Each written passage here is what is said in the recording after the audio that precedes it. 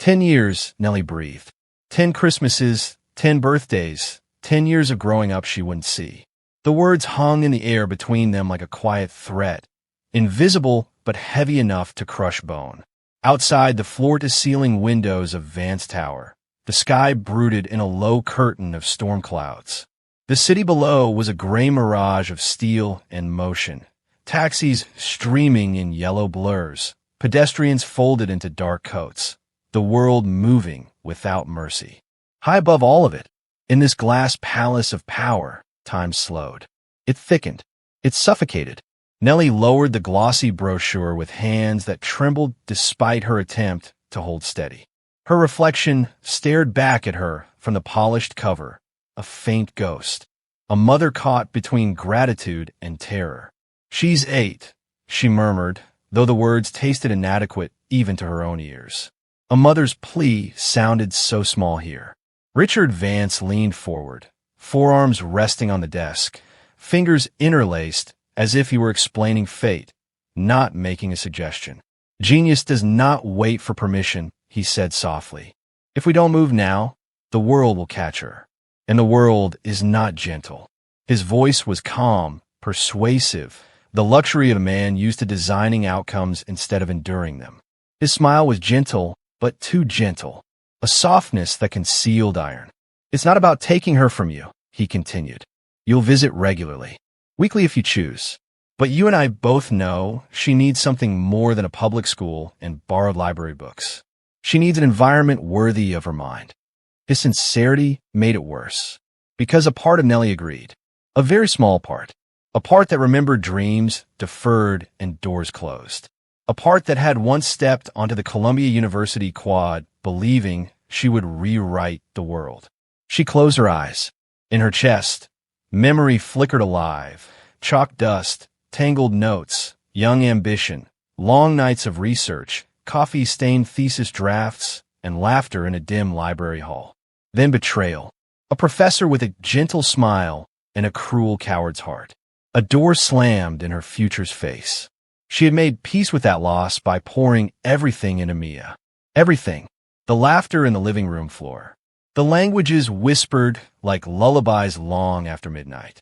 The joy of a child discovering her own brilliance, safely, freely, without pressure or expectation. Now, someone else wanted to shape that brilliance. Someone who believed that everything rare must be studied, refined, maximized. Someone who believed ownership was the natural companion of opportunity. Vance stood, moving toward the window. His reflection merged with the skyline, a king surveying his empire. "Do you know what happens to prodigies who don't receive proper support?" he asked, voice quiet. "They burn out. They shrink to fit the world. Most end up ordinary, forgotten." He turned back to her, his gaze piercing. "Mia is not meant to be ordinary." Nellie's throat closed. Not meant to be ordinary. She had always known that. She had always feared that, because extraordinary children rarely remained simply children. He stepped closer, placing a hand gently, too gently, on her shoulder. "You gave her life, Nellie," he said. "Now, let me give her a future." Something cold splintered through her. Because he was not asking. He was telling, just softly. Later that afternoon, Nellie walked the long hallway toward the executive elevator, brochure clutched to her chest like a held breath. The tower hummed, typing, footsteps, distant voices, the subtle soundscape of a world that required everything to look orderly even when chaos hid underneath. Her heels clicked softly on the marble floor. Every step echoed the same thought. He's taking her. Not today, not tomorrow, but he is taking her. She paused at the glass wall beside the reception lounge. Inside, Mia sat curled on a sofa, small legs tucked beneath her, reading a book as sunlight silvered strands of her hair. Completely unbothered, completely safe, completely hers. A warmth bloomed in Nellie's chest, so fierce it ached. Her child, her heart. She walked in slowly and sat beside her. The book lowered. Mia's face lit up, bright as spring bursting into winter. "Mom," Nellie smiled, brushing her fingers through her daughter's hair. "Hi, baby." Mia leaned against her immediately, That easy trust, that instinctive closeness. Nellie breathed in her scent, lavender shampoo, paper, something sweet. She held her like she might disappear. Mia looked up, eyes round and warm. What did Uncle Rick want? The question was innocent, curious, harmless. Something inside Nellie cracked. He wants to send you to a special school, she said softly. Far away, in the mountains. A school for very smart children. Mia blinked, thought. Her little brows furrowed. She was trying to understand, not react. Would you be there? She asked. The world stilled.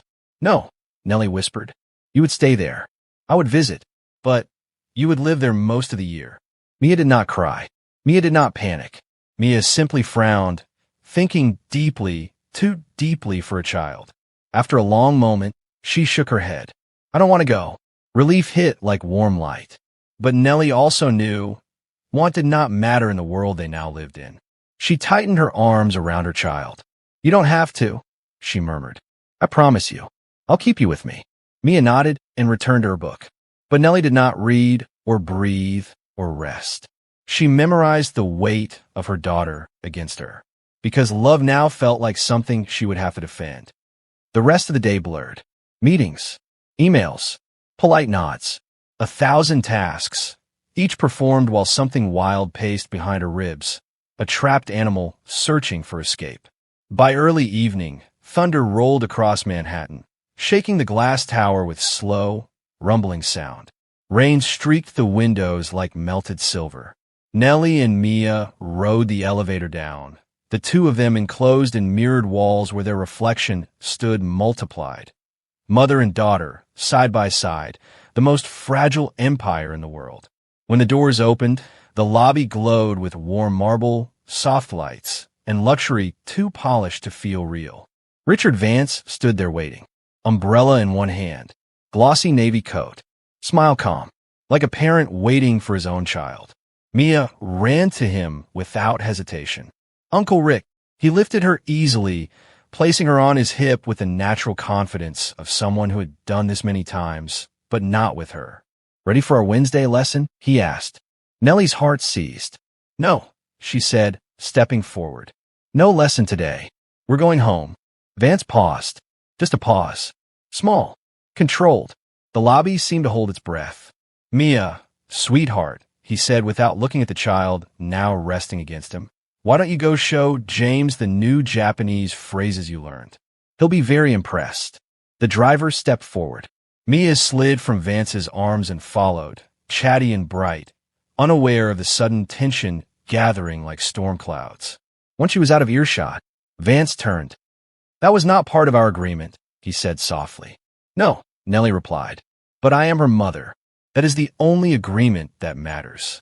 A flicker crossed his face, surprise, then something sharper. The kind of sharpness that did not show its teeth, but promised it had them. Do not mistake my generosity for something you control, he said quietly. And do not mistake my gratitude for permission, she answered. They stood like that. Power against love. Money against motherhood. A billionaire. And a woman who could lose everything with one word. Finally, Vance exhaled and smoothed his sleeve, a gesture of someone shifting strategy. We're both trying to help her, he said.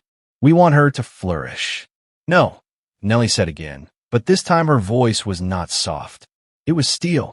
You want to shape her. There's a difference. Something, admiration or irritation, flickered in his eyes. This conversation isn't finished. Yes, she murmured. It is. She collected Mia's hand and walked out into the rain. The storm was heavy.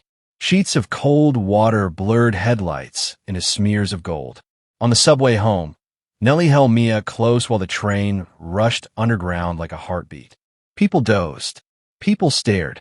The city moved as if nothing monumental had shifted in the universe of one mother's heart. Back in their condo, a space too sleek to feel like home, they changed into pajamas. They reheated soup. They sat on the couch wrapped in one blanket. The storm outside pounded the windows with relentless fists. Mia rested her head on Nellie's lap. Mom, she said softly, almost whispering. Yes, sweetheart. If Uncle Rick wants to send me away, does that mean I did something wrong? The question hit harder than any storm. "Oh no," Nellie breathed, gathering her daughter into her arms. "No, no, my love. This is not because of anything you did. You are perfect exactly as you are." Mia's small hands clutched her shirt. "Then why does he want me to go?" Nellie closed her eyes. "Because the world worships brilliance. Because the powerful consume what is rare. Because innocence is the most easy thing to exploit." She did not say this. She said, "Because sometimes adults make plans that forget the heart. And I will not let that happen to you." Mia nodded and relaxed, trusting her completely. Nellie watched her fall asleep, and she knew what she must do. Not tomorrow, not later, now, before power closed its hand. She waited until midnight. The city dimmed into the hush of wet streets and distant sirens. The condo felt too empty, too quiet. The kind of quiet that comes right before the breaking of something sacred. Nellie opened her laptop. She began to search for programs, for tutors, for scholarships, for language development resources, for anything that did not involve losing her daughter to a gilded mountain cage. She stayed awake until her eyes burned. She took notes. She drafted letters. She planned. But beneath the planning, something darker pulsed. She would have to leave Vance International. To stay Mint, allowing him continued access, control, influence, ownership. She could not let him shape Mia into something designed for a world that expected her to serve it. She clicked open a new document, her resignation letter. Her finger hovered above the keys. Her hand shook. Leaving would mean losing everything they had gained. The condo, the salary, the stability, her position, the future she thought she was building. But none of that mattered next to the weight of the small, sleeping body in the next room. Her child was not a project, not a prodigy to be harvested, not an investment. Her child was hers. Nellie exhaled and typed, but she didn't send it. Not yet, not without a plan, because power does not let go peacefully, especially the kind that believes it is entitled to brilliance. And somewhere, deep in the shadows of her memory, a whisper surfaced. She had lost a battle like this once. She would not lose again. The rain outside slowed to a soft patter. The first, fragile hint of dawn blued the sky. And Nellie, eyes sleepless but gaze sharp, closed her laptop with quiet resolve. She would find a way to keep her job, to protect her daughter, to break free from Richard Vance's invisible hand. And she would do it without running. Because brilliance was not a gift to be taken. It was a legacy to be protected. The morning light slid pale and watery across Manhattan, still damp from the night's rain. The city felt quieter than usual, like it too was recovering from something. In the condo's small kitchen, Nellie moved with deliberate calm, stirring oatmeal, slicing apples, packing Mia's school lunch with the care of someone who had made up her mind about something enormous, something irreversible. But she had not spoken the decision aloud. Speaking made things real, and real meant consequences. Mia sat at the table, feet swinging, humming softly to herself as she practiced French vocabulary under her breath. Nellie smiled at her, something tired and fiercely tender, and placed breakfast in front of her. "Mom," Mia asked, spooning warm oatmeal into her mouth. "Are you mad at Uncle Rick?" Nellie paused. The question hung like a suspended thread. "No," she answered, choosing her words carefully. "I'm not mad. I'm thinking about what is best for us. For you." Mia nodded with the kind of calm trust that only children who have always been loved possess. She believed her mother could solve any problem, cross any ocean, answer any unanswerable question. That belief was a blessing and a burden, because Nellie was very aware that she was only human. After breakfast, they bundled against the lingering chill. Nellie brushed Mia's hair, tied her shoes, kissed her forehead, and they walked to the waiting car service. Now, a standard courtesy of Vance International. It still felt unnatural each time, stepping in a luxury she had not earned but inherited by circumstance. The driver greeted them with polished professionalism. "Good morning, Miss Serrano." "Miss Mia," Nellie thanked him, and Mia launched into a cheerful explanation of how she learned to say yesterday in Swahili. The driver listened politely, smiling in the rearview mirror. But something about the way he watched Mia, attentive, careful, almost assigned, made Nellie's nerves hum. She placed a protective hand on her daughter's knee.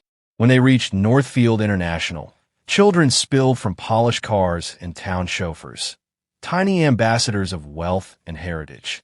Mia stepped out with her backpack decorated in stickers that did not match the sleek designer bags of her classmates. She looked different here, but she did not look small. "Have a good day, sweetheart," Nellie said, bending to kiss her. Mia hugged her tightly, tighter than usual. "You too, Mom." Then she ran up the school steps, ponytail bouncing. Nellie watched her disappear through the tall glass doors. She didn't leave immediately. She stood at the gate, breathing through the ache beneath her ribs. The ache that whispered, "Don't let her slip away." The subway ride to Vance Tower felt longer than usual. The city passed her in a blur. Faces without identity, advertisements promising better lives, the metallic rattle of tracks beneath wheels. Nellie held the metro pole with one hand and clutched her bag with the other. Inside, the resignation letter slept like a hidden blade. She did not know when she would use it, only that she would. When the doors opened at 42nd Street, she stepped into a rush of cold air and the towering shadow of the building that had changed her life. Vance Tower gleamed with a mirror-like inevitability, a fortress of glass that reflected the sky but allowed nothing to be seen within. Inside, employees moved with purpose. Assistants, executives, analysts, each with folders, screens, clipped conversations. The world here ran on momentum. Even hesitation had no place. When Nellie entered her office, everything was still. Bookshelves lined with dictionaries and legal glossaries from 5 continents. Diplomas framed. A clean desk. The nameplate gleaming. Director, Multilingual Communications. The title that had once felt like triumph now tasted like a trap. She sat, opened her laptop, and stared at the blank screen where she should begin her day. But she did not begin. She simply breathed. A soft knock sounded on the door. She straightened. "Come in." The door opened and Janet, Vance's executive assistant, stepped in, calm, polished, composed, the way people become when the tension of power has shaped them. "Good morning, Nellie.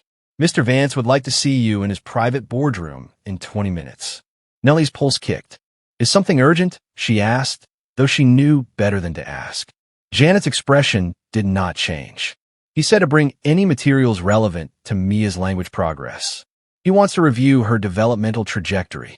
Nellie froze. Trajectory, as if her daughter were a missile. Something to be launched, not someone to be raised. "Tell him I'll be there," she said. Janet nodded and left. The door clicked shut. Nellie sat very still for a long moment.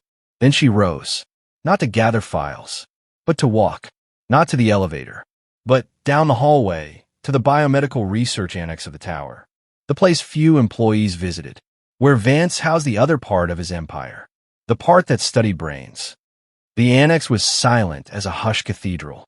Frosted glass, white walls, the faint hum of machines.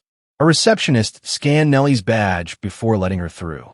She walked slowly down a long corridor lined with framed abstracts, diagrams of neural pathways, graphs of cognitive development curves. Words leaped at her. Genius index, cognitive yield measurement, neural acquisition acceleration models, child developmental mapping. She swallowed hard. At the end of the hall stood a door with a single plaque. Dr. Evelyn Rhodes, Director of Cognitive Research. Nellie knocked. A voice answered, smooth and sharp. "Come in." The office inside felt like an observatory. Tall windows, minimal furniture, books grouped in perfect grids. And behind the desk, a woman with hair silver at the temples and eyes the color of polished steel. Dr. Rhodes looked up. "Ms. Serrano, I expected you." Something cold slid through Nellie. "You knew I'd come." The moment Mr. Vance sent Mia's data, the doctor said, "It's what any mother with your intelligence would do." Nellie's stomach turned. "I want to understand what you're using her for." Dr. Rhodes closed her notebook gently. "Not using," she corrected. "Developing, enhancing, guiding. Mia is not just gifted. She has something we rarely see. Her brain exhibits hyperlateralization, switching linguistic frameworks at a speed beyond adult fluency rates. It is not learned. It is structural, Nellie's nails dug into her palms. She is not a specimen. She is extraordinary, Dr. Rhodes countered.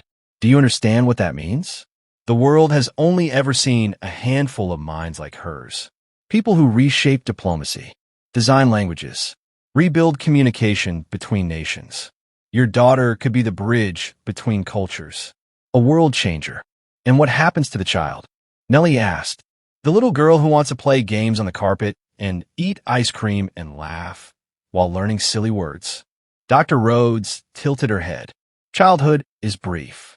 Legacy is permanent. No, Nellie said, stepping back.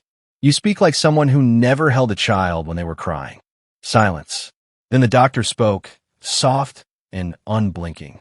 Richard Vance sees Mia not as a child, but as an epic. The room spun. Epic.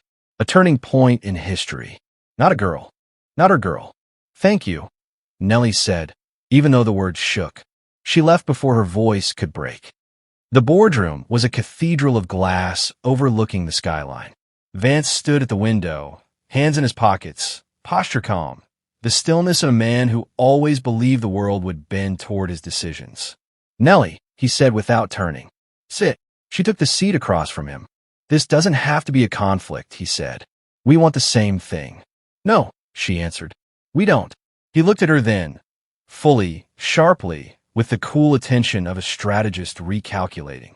You think I want to control her, he said quietly. You don't, Nellie replied. I want to unleash her, at the cost of her childhood. He paused.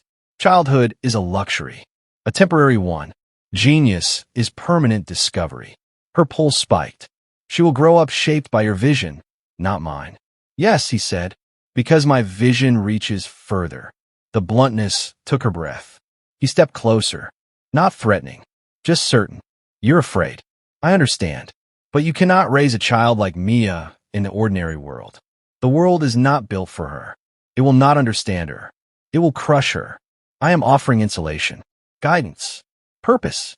You are offering ownership, she whispered. He held her gaze and did not deny it, because in his world, ownership was simply the natural order. They stood inches apart, the air between them charged sharp electric. Then Vance spoke, voice almost gentle. If you stand in front of her potential, Nellie, you will lose her anyway. Something inside her cracked like ice splitting in deep winter. She rose. No, she said. You will. She left the boardroom without waiting for permission. That night, she didn't cook. She ordered takeout. They ate on a couch. They laughed at a silly cartoon. They played Word of the Day, loudly, joyfully, defiantly, because joy was an act of resistance. Mia fell asleep on her lap again. Nellie looked down at her daughter's sleeping face, soft, pure, dreaming without fear. And she knew. She would burn down every tower in this city before letting anyone take her child. At 2:14 a.m., her phone vibrated. A message from an unknown number. We need to talk. Yes. She stared at it. Then it buzzed again. I know what Vance is planning, and I know how to stop him. Nellie's breath caught. She typed back. Who are you? The reply came instantly. Someone he already destroyed. Meet me tomorrow. 7 p.m., Bryant Park. Don't bring Mia. And don't tell Vance. Nellie's heart pounded. The storm was no longer gathering. It had begun. The next morning rose gray and heavy, the kind of sky that hinted at rain but refused to commit.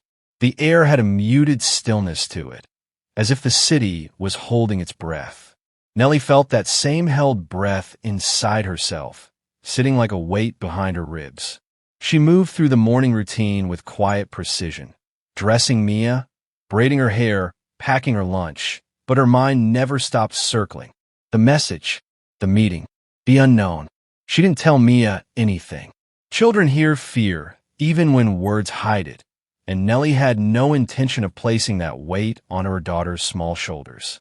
Mom, you're thinking again, Mia said as they walked to the car service. Nellie adjusted the collar of her daughter's coat. I think all the time. Yes, Mia said simply. But today you're thinking loud. Nellie looked at her, stunned by how easily Mia saw through the world. She forced a smile. Maybe I just need more coffee. Mia accepted that answer, but her eyes lingered a second longer than they should have. She was beginning to notice. And once a child begins to notice, keeping them safe becomes twice as hard. At the school gate, Mia hugged her longer this time. "See you later, Mama." "Always," Nellie whispered. Watching her daughter walk away never felt normal. It always felt like letting a part of her body leave her. She waited until Mia disappeared through the doors. Then she exhaled. Tonight, 7 p.m. Bryant Park. She did not know who AS was, but she knew that if there was even a chance someone had answers, real answers, she couldn't ignore it. But first, she had to survive the day. At Vance Tower, something had shifted. People weren't avoiding her, but they weren't casual around her anymore. Conversations paused as she walked by. Eyes followed her a second too long. Doors closed softly just after she passed. It wasn't paranoia. It was surveillance disguised as courtesy. When she entered her office, she noticed a detail instantly. One of the books on her shelf was slightly out of alignment. Only by a centimeter. Most people would never notice. But Nellie remembered where every book had been. Someone had been inside. She didn't touch anything. She didn't investigate. She didn't show alarm. She simply walked to her desk, powered on her computer, and breathed evenly. They wanted her to feel watched, so she would give them nothing. At noon, there was a knock. She turned and stopped. It was Rick. He stood in the doorway as if unsure he was welcome, hands in his coat pockets, hair slightly wind-tossed, eyes shadowed from lack of sleep. He didn't smile, and she didn't either. "Can I come in?" he asked quietly. She hesitated, then nodded. He stepped inside, closing the door behind him, but not fully, leaving a 2-inch gap. A signal. He wasn't here to corner her. "I heard," he said, "about the board meeting yesterday." Of course he had. Word in this building traveled on invisible currents. "And," she said. Rick leaned against the wall instead of sitting. "Nellie, he's accelerating his plan." She felt her skin tighten. "Tell me what you know." Rick took a breath, the kind people take when the truth is heavy. "He's preparing to relocate Mia." The world dropped away. Nellie stood up, so fast her chair scraped across the floor. "No, he's framing it as an extended educational environment. Special tutors, cognitive labs, language immersion programs. He's already started the paperwork for legal guardianship contingencies." "He can't," she snapped, voice low, controlled but burning. "I am her mother. I have full legal." "Not if he files under developmental risk clauses," Rick cut in. "If he argues your decisions are limiting her cognitive potential, he can petition for academic custody." Academic custody. The phrase tasted like poison. "He wouldn't," she whispered. Rick looked at her, and the sorrow in his eyes was enough of an answer. "He would, and he will." Silence. Long. Cold. Nellie sat slowly, but her hands wouldn't stop trembling. "Why are you telling me this?" she asked. Rick swallowed. "Because I should have stopped him years ago. And because Mia looks at me like I'm someone safe. I don't ever want that to become a lie." Something sharp and painful flickered inside her. She closed her eyes. When she opened them, she asked the only question that mattered. "How long do I have?" Rick's answer was a whisper. "Not long." 7 p.m. came fast. The sky dimmed early, clouds lowering over the city like a bruise. Bryant Park glowed beneath the tall towers, lights reflecting off wet pavement. The carousel music faint, leaves rustling like whispers. Nellie arrived alone, hood raised, watching reflections instead of faces. She didn't sit. She didn't wait still. She walked, slowly, circling the fountain. At exactly 7:04 p.m., a man stepped out from a cluster of trees. He was tall but not imposing. Gray coat, unshaven. His hair was dark but slightly thinning. There was something hollowed out beneath his eyes, grief carved into bone. His voice was quiet. "Nellie Serrano." She didn't answer. She simply watched. He nodded once, as if confirming something. "My name is Adrian Stone." "Yes." Her pulse flared. "And who?" she asked. "Are you to Richard Vance?" Adrian looked up at the skyline, at the blinking lights of the tower that bore Vance's name. "I used to be him," he said, "before he became what he is now." She stared, unsure she understood. Adrian continued. "I was his partner, co-founder, co-architect of everything Vance International became. The research labs, the neurological divisions, the language acquisition protocols. She felt the world tighten around her. Then Adrian said, voice raw, he took my daughter. The city noises faded. My little girl, Elise. She had the same neural patterns as Mia, the same accelerated linguistic structure. He told me she was special. He told me I was standing in the way of her becoming who she could be. Nellie couldn't breathe. What happened to her? She whispered. Adrian's eyes filled, not with tears, but with something far heavier. She's alive, he said. Somewhere. But she doesn't know me anymore. They conditioned her language centers. They rewired the pathways associated with personal emotional memory. My daughter can speak 18 languages now, fluently. He paused. But she doesn't remember my name. Nellie staggered back, covering her mouth. Adrian reached out, slowly, not to touch, just to anchor the moment. I'm not here to scare you, he said. I am here to tell you what you are fighting. Nellie lowered her hand, and when she spoke, her voice was not afraid. It was steel. Then help me stop him. Adrian nodded once. I will, but you must understand something first. He stepped closer, eyes steady, voice low. Mia is not just gifted. She's what comes next. And Vance will not let the future slip out of his hands. Nellie's heart pounded. So what do we do? She asked. Adrian exhaled. We run, he said. Before he moves. Before the courts. Before the labs. Before the world knows her name. Nellie blinked, stunned, but her answer came without hesitation. Yes, because some wars are not won by fighting. Some wars are won by saving the one thing worth saving and burning the rest behind you. And she would burn the world for her child. The city didn't sleep that night. The streets muttered with late traffic and far-off sirens. The sky hanging low and heavy like it was listening. But in Nellie's home, there was silence. A silence too careful, too aware. Mia slept curled up against her mother's side, one hand resting on Nellie's heart, as if she could feel everything happening beneath the skin. Nellie didn't sleep at all. She lay awake, staring at the dark ceiling, Adrian's words echoing like a heartbeat that wasn't hers. We run before he moves. Run. The word sounded like a storm, like leaving everything, like leaving the only world Mia had ever known. But she remembered Elise, a child who could speak 18 languages, but could not say father. She held Mia closer. She would not lose her daughter in pieces. When the first pale hint of dawn touched the sky, Nellie eased herself out of bed. Mia murmured, but did not wake. Nellie wrapped a blanket gently around her, kissed her forehead, and moved to the kitchen where her mind could breathe. She took out her phone and called Adrian. He answered immediately. You're awake, he said. I haven't slept, she replied. Good, he murmured. Then we begin today. They met in a coffee shop on 57th Street, one chosen for anonymity rather than comfort. It was loud, crowded, the kind of place where people were too busy with their own lives to notice anyone else. Adrian sat in a booth near the back, a folder in front of him, untouched coffee cooling beside his hand.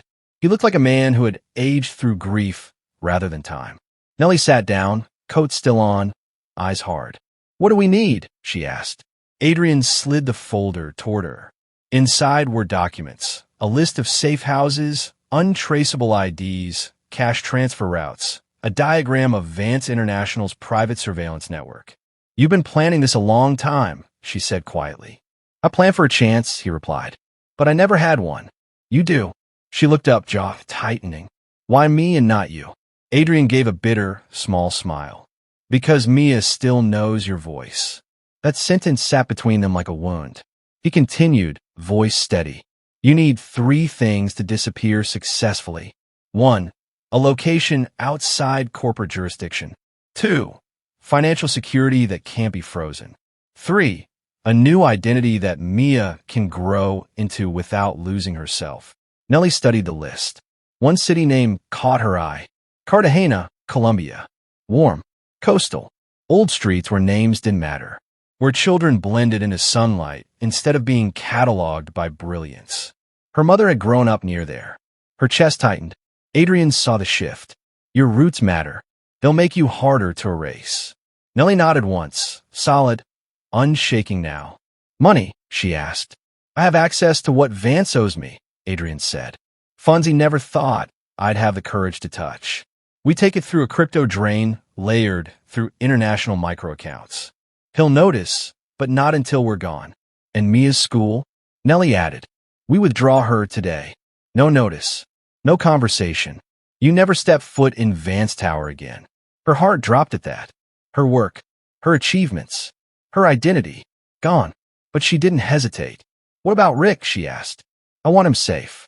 He warned me. Adrian's jaw tightened in respect. He'll get a message.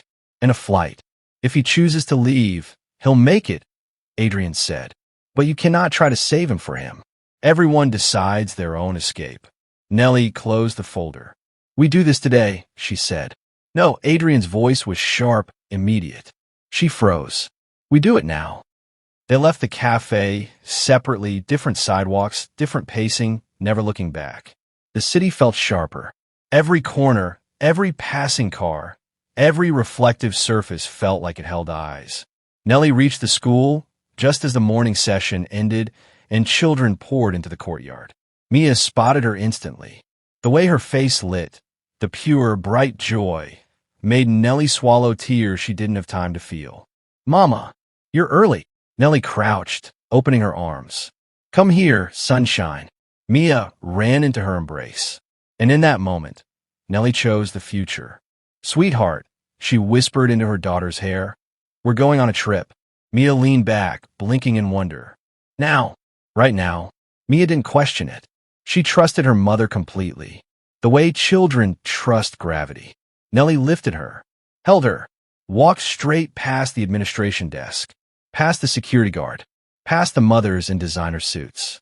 No one stopped her. No one knew to. Not yet. Back at the apartment, she moved fast, intentional. Not everything. Only essentials. Clothes, medicine, passports, a single photo album, Mia's favorite book. Nothing that could be tied to tracking, nothing with serial numbers or device linking. Mia watched, quiet and serious now. Mom, she asked, are we running? The question punched the air out of Nellie. She stopped, kneeling before her daughter, resting her hands gently on her small shoulders. Yes, she said softly. We're running to keep you safe. You are never in trouble. You are never bad. We're just going somewhere where you can grow in the way children are supposed to. Do you understand? Mia nodded. Slow. Wise in that way children shouldn't have to be. Then I'll run with you, she whispered. Nellie kissed her forehead and stood. The car that arrived was not a taxi, not a rideshare, not one of Vance's. Adrian drove. He didn't speak. They rode to the airport in silence. At the departures terminal, he parked. And it was there, exactly there, that the world began to change. Because Nellie suddenly felt it. The air shift, the pressure of unseen eyes, the sense of a presence familiar and dangerous. She turned and saw him, Richard Vance, standing beside a black car, hands in pockets, calm, as if he had simply stepped outside for fresh air. His voice carried across the space, low, steady, unbroken. Nellie. Nellie's pulse thundered. Adrian's hand went to the car door. Mia froze in place, fingers gripping her mother's coat. Vance walked forward slowly, not running, not threatening, just arriving. You're making a mistake, he said. No, Nellie replied, voice steady and fierce. I'm correcting one. His jaw tightened. She belongs to more than you. The wind whipped through, cold and sharp. She belongs to herself, Nellie said. And you will never touch her future. Vance's eyes darkened. Then, something unexpected. He smiled. Not kind, not warm, knowing. It's already begun, he said softly. Nellie's breath hitched. What? Mia, he said. Without looking away from her, say hello. Mia lifted her head and answered him. In French, then in Arabic, then in Mandarin. A sequence. A rehearsed sequence. A triggered response pattern. Nellie felt her knees weaken. Adrian grabbed her arm. We go. Now. They moved. Not running. Not yet, but fast, controlled, slicing through the air. Behind them, Vance did not yell. He did not chase. He simply spoke. You can run across the world, Nellie. She did not turn back. But genius, Vance said, always calls home. The automatic doors opened. The airport swallowed them. The escape had begun. The airport was a storm of motion. Rolling suitcases, echoing announcements, crowds rushing toward gates in hurried tides. But to Nellie, everything moved underwater, thick and slow, her senses narrowed to the pounding of her heart and the small weight of Mia's hand in hers. Adrian led them through the automatic doors, his expression carved into still determination. He didn't look back. He didn't need to. Nellie felt Richard Vance's gaze behind her like a hook, but she kept walking. Don't turn. Don't look. Don't give him a shape to chase. They crossed the terminal, through the buzzing overhead lights, past the perfume counter, past the cafe where early travelers sipped burnt coffee. The heavy hum of airport life wrapped around them, swallowing their presence into anonymity. Passports, Adrian murmured, not slowing. Nellie passed them over. He didn't check the names. They were new, clean, untethered. He walked them to a kiosk near the International Departures Corridor. A woman with dark braids and tired eyes stood behind it, tapping through her tablet. When she saw Adrian, her posture shifted. Recognition. A history that didn't need words. 3, she asked quietly. 2, Adrian replied, voice even. No checked luggage. Immediate boarding. She nodded and tapped a code in her screen. Gate C42. They board in 8 minutes. You'll make it if you don't stop moving. Her eyes flicked to Mia, small, silent, clutching her mother's coat sleeve. Then to Nellie. There was something soft in her expression now. Sympathy or warning. This is a one-direction door, she said quietly. Once you go through, you don't come back. Nellie's breath hitched. Not fear, truth. She nodded once. The woman lifted the barrier and waved them through. No alarms. No extra checks. No hesitation. They moved. The gate was at the far end of the terminal. The kind of walk that doesn't feel long until you need every second. Their footsteps echoed. Mia kept pace without complaint, her eyes calm, but watchful now. Too watchful for a child her age. Nellie squeezed her hand. Hey, she murmured softly. You're safe. I'm here. I'm not letting go. Mia nodded, but her voice came out small. Mom, why did Uncle Rick say I belong to more than you? Nellie's throat tightened. She bent, still walking, eyes forward. Because some people think talent is something they can own, but they're wrong. Your mind is yours. Your dreams are yours. Your life is yours. Mia absorbed that quietly, then whispered. Then we run fast enough that nobody can catch us. Nellie almost broke right there, but she didn't. She kissed her daughter's forehead and kept moving. They reached the gate as boarding was finishing. The attendant scanned the passes. No questions. No second look. The universe, for once, was on their side. They stepped into the jet bridge, long, echoing metal tunnel humming with recycled air and possibility. Halfway down, Nellie heard it. Footsteps. Not running. Not rushed. Measured. As if whoever was walking knew exactly where they were going. Nellie froze. Her lungs locked.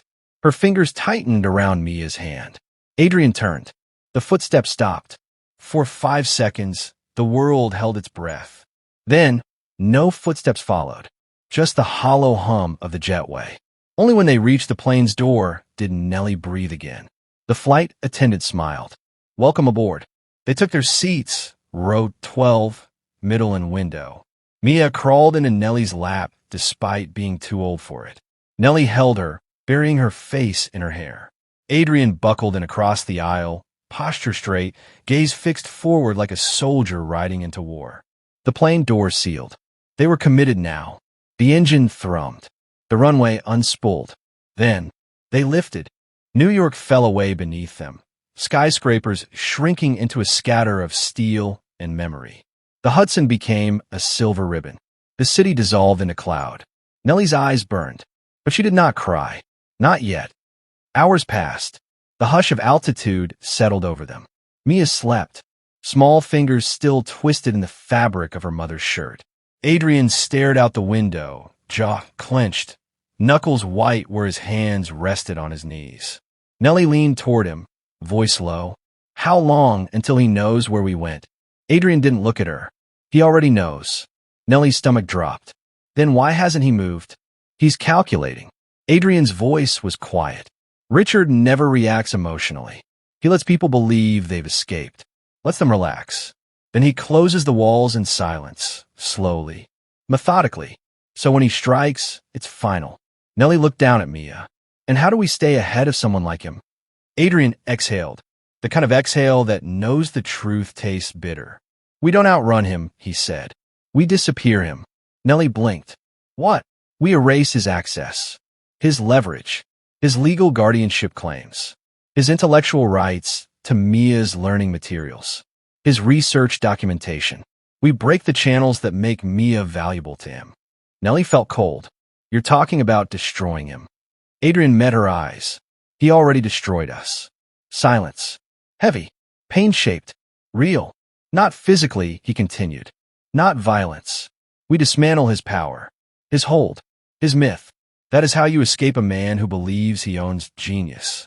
Nellie looked out the window. Below them, clouds stretched like a sleeping ocean. But first, Adrian said softly, we survive. When the plane landed, the air was warmer. Salt-scented. Wide. Open. Cartagena. The sky was streaked gold, the Caribbean wind humming like a welcome. Mia woke, stretching, blinking at the world outside the window. It's beautiful, she breathed. And for a moment, just a moment, Nellie let herself feel relief. They stepped off the plane. No guards. No alarms. No sudden voices calling their names. They passed customs, luggage claim, the sliding doors that led to sunlight and palm-lined air. A beat-up ocean blue taxi waited. The driver, an old man with sun-spotted skin and eyes like deep water, nodded at Adrian. You made it, he said. We did, Adrian replied. The man opened the back door. Bienvenidos. Welcome home. The drive through Cartagena was a dream painted in color. Faded orange walls, sea-worn balconies dripping bougainvillea, children laughing barefoot in alleyways, motorbikes weaving through traffic. Life, messy and real and uncontained.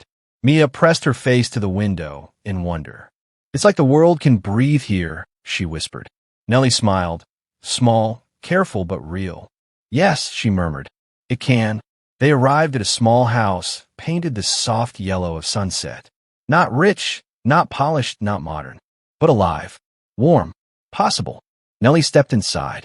The floors were cool red tile. The windows opened to ocean air. A single bookshelf. A kitchen with a clay stove. A courtyard where a palm tree leaned over an old hammock. It felt like memory. Mia ran to the hammock and climbed in, laughing. Adrian set the suitcases down, but he did not step further inside. You aren't staying, Nellie realized. He shook his head. I stay close, he said. Not inside the life. On the edges of it. The hunter watches the edges first. Nellie swallowed. Adrian, thank you. He didn't respond right away. Then, protect her joy, he said. Not just her safety. If you save her life, but she grows up in fear, he still wins. Nellie's chest ached. I understand. He stepped back toward the door. A storm will come, he warned. Not today. Not tomorrow. But it will.